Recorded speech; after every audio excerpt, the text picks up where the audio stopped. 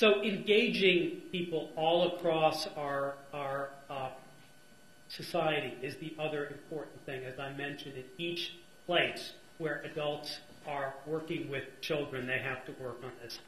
Promote the understanding of underage drinking and alcohol consumption in the context of human development. So this is something you've got to talk to a child about this in a way that he or she can understand it, and talk about it in terms of the fact that the message may be different, obviously, for an 11-year-old than it is for a 17-year-old.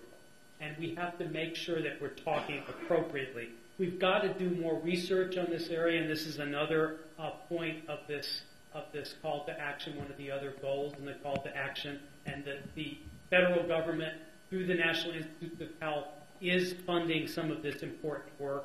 We've got to work on counting better, public health, what we call public health surveillance, knowing the scope of the problem, knowing from one year to the next in a state like Oklahoma, are we making any progress? What are we doing to help improve this situation? And work to make sure that our policies are working in concert all across our society, and that's on the state level, on the local level. Today I sat down with folks from the state hearing about action on various different levels about new regulations that communities are putting into effect, enforcement actions, working in the schools.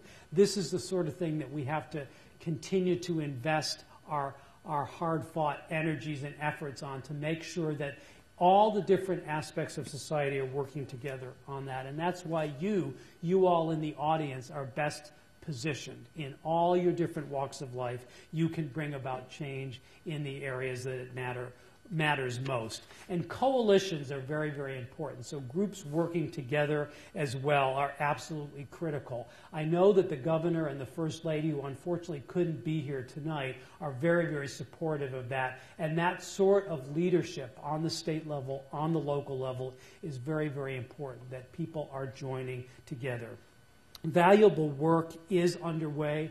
There are already concerned citizens working together, and we've shown already that this kind of cooperation can make a difference. We need to connect all the different people in society and move forward. Parents, family members, all of the folks, including adolescents themselves. And this is another thing that I think is really one of the promising areas on underage drinking, getting adolescents themselves involved in how do we create a message that they can understand, because, we're old fogies. I don't want to look at anybody particular in the audience, but we don't really know as well how to talk to this age group as the adolescents do themselves, and we've got to learn better how to engage them in helping us form our messages. So as neighbors who care, as a community, as a city, as a state, anybody at any level and all of you can make a difference. We've got to